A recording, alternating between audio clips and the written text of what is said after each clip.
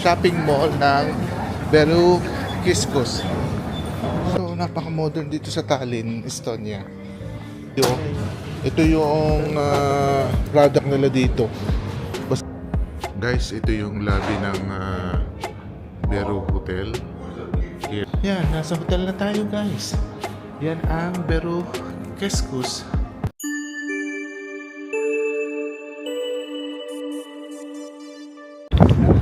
Hello guys, let's go here in Beru Kiskus. Itong mall na ito guys ay connected sa aming hotel here in Beru Hotel. So ipakikita ko lang sa inyo kung ano loob nito. So unang pasok pa lang may mga food hall na dito. Yang recommended namin yung Hop and Hand and Amarillo. Yan ang Amarillo, ni-introduce siya ng Beru Hotel. And pagpasok mo, yan ang food hall. At ito na yung shopping mall ng Beru Kiskus. So we're going here up. Ayan ang mga mall guys. Napakalaking mall to pero connected ng Beru Hotel. May passageway doon na dinadaanan. So lakad tayo dito, may mga ATM machine dyan anywhere. So Timberland and another one is here. I think Nike here.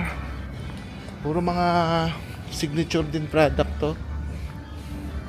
Hindi na tayo papasok guys kasi hindi naman ako makakabili.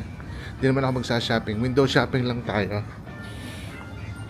Pero ito yung nadadaanan. At makikita natin. So ito yung Kauba Maja Department Store. Iba-iba siya. On Northern Pace, oh. This way. Lakad tayo dito.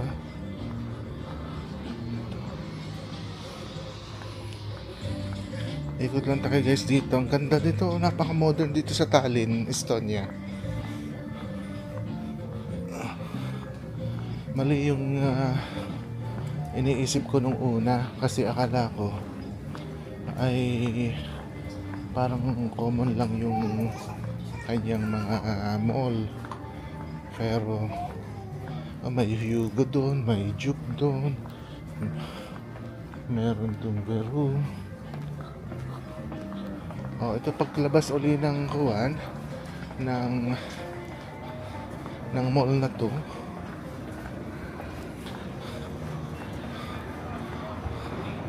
So ito na yung mga guys, yung mga lamang yan, buhay yan.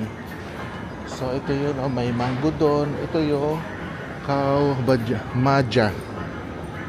So may Denim Dream, may Arket, may Marco Polo, Watch and Wear.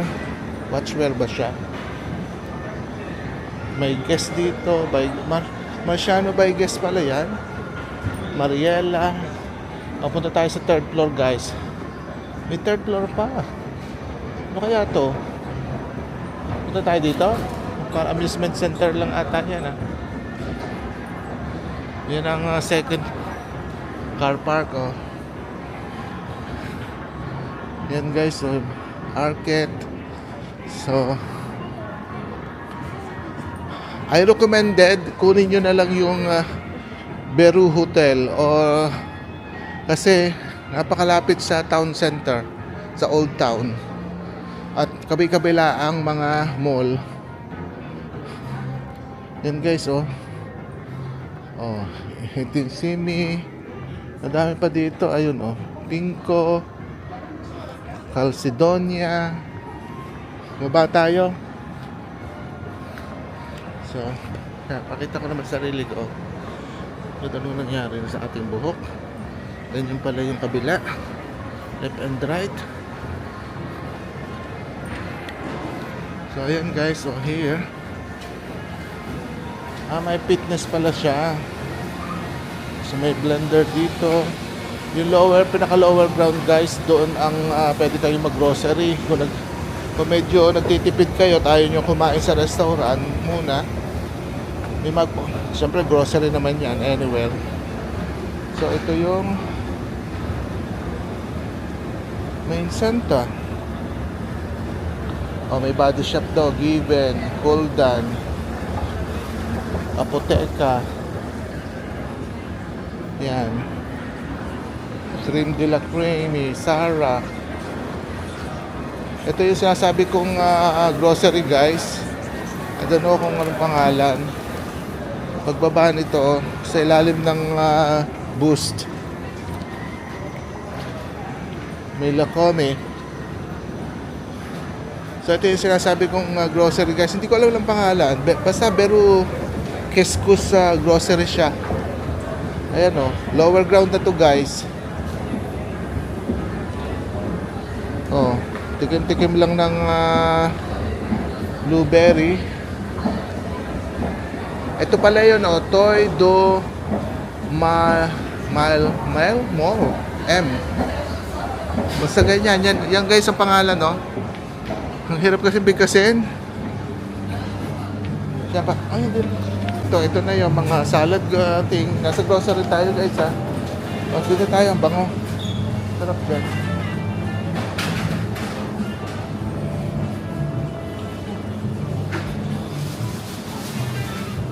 So ito yung mga veggies section as usual guys.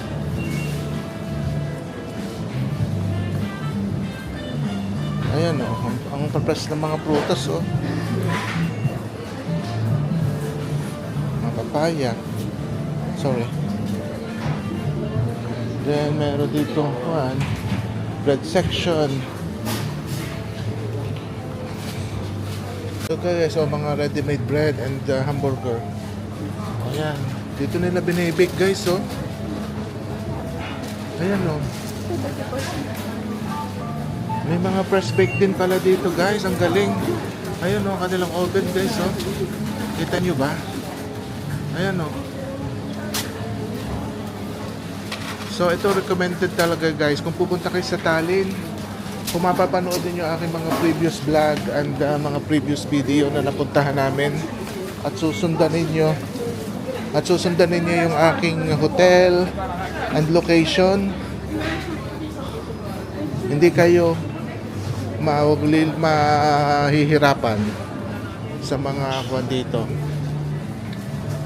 Naman itong Kaleo, ito yung product nila dito. Basta hanap kayo ang Kaleo, mga chocolate. Ito paborito ko to, chocolate marshmallow. Hanapin nyo to guys. Basta product ng Kaleo, hindi kayo makukuhan. Yan. Huwag kayong bibili sa mga souvenir shop kasi mas mura dito sa grocery. Ayan ito yung favorite na nakuha na mga pastries, cakes, and mga ice cream. Yung palang ice cream, di natin natikman to. Ayan ba ito guys, mga ice cream mga drops yan. Ito naman ang crepes. Hanap tayo ng crepes dito guys. Lakad tayo dito. Ito yung mga salad bar. Ito yung mga buro. Ayan. Ito yung mga ham. Nasa ham area tayo. Hanap tayo ng crepes guys. Siyempre, nasa Tallinn tayo kaya hindi natin malaman yung mga pangalan. Ayan joke, Lemicolum, ano yan. Shout out kung alam nyo to. Joke. Hanap tayo dito guys. Ito, mga malapit na tayo. Ito yung liha, ang liha, mga kuwan, mga ham. Tayo makakita ng clips. Doon ng clips. Tayo sa dulo. Ayan. Chocolates to. Ayan, mga local chocolates. na makikita din natin sa UK. So, bayad na tayo. Ice cream. Ice cream. Yun nga, bayad na tayo. Okay? Bayad na sa Beru Grocery here. Okay? Yan.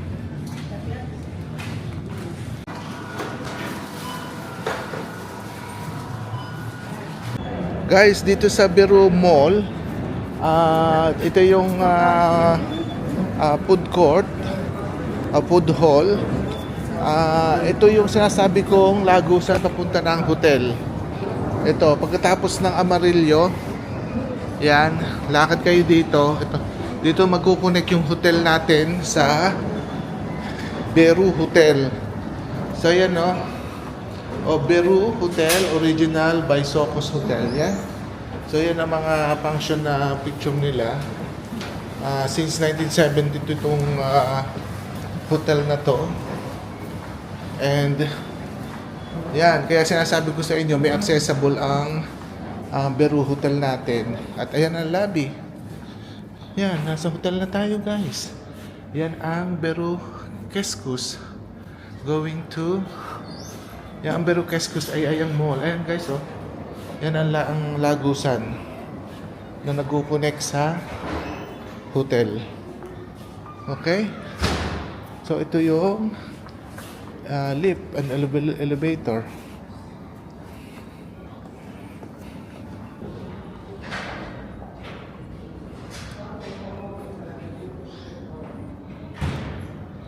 May tao dun, oh. Yes. Yan ang lobby. Yan. Okay. So let's go. This is the bar. Yan. Guys, ito yung lobby ng Beru Hotel here in Tallinn. You can use the ATM here. May mga dispenser na drinks here. May Amarillo restaurant here, and then makikita nyo yun ang Cape Bar sa lobby, yung mga bar restaurant. So yeah, so time check, guys, is 12:30. So after 1 o'clock magpapa-book na ako ng taxi here. Either I use this Bolt, yeah, taxi from airport. Mga 17 minutes lang naman, guys, ang from here to Tallinn airport. So yeah, so our trip here is as I said before, is 4 days and 3 nights. So maganda, guys. Ang aking feedback here is I really recommend to visit Tallinn, Estonia, kasi napakaganda ng kanyang town, as in hindi mo ini-expect yung makikita mo from old town to new and modern building, shopping mall and everything. Madami silang, ang bansang ito ay parang napakatahimik, parang ang sarap manirahan ng mga tao, ay quiet lang, napaka-peaceful, hindi nagmamadali, nakatulad ng London. Ang mga tao dito, ang mga local people dito is parang ang babait din nila. I just I'm feeling like katulad siguro din dito sa Russia, sa gano'n, kasi magkakatabi sila, diba? Remember yung history ng Union Soviet na yung naghiwa-hiwalay na sila. Parang ang dilim dito, mas maganda dito. So yung mga bansang katulad nito, Estonia, Latvia, Lithuania, yan, Ukraine. Sayang nga, nagkaroon sila ng huwan. Dito yung so kumpletuhin dapat natin yung bansang Baltic countries like Estonia, Latvia, and Lithuania. Yun. So hopefully soon we're going to visit there as well. This is the first time here in Estonia. So, yeah. Yun lang ang aking masasabi, guys. So, unforgettable experience here. At so far, so good. Especially here at this hotel. In Peru Hotel. So, guys, thank you for listening. And see you next time again. Bye. So, guys, I think this is it. I'm going to end this video for our tour here in Beru Coscos Mall and here in Beru Hotel. So maraming salamat muli sa pagsama at panonood ng video nito. Don't forget to subscribe, likes, and comments down below. At sa susunod na video, guys, and here in Tallinn, Estonia, guys. Bye for now. Thanks for watching. Bye. God bless.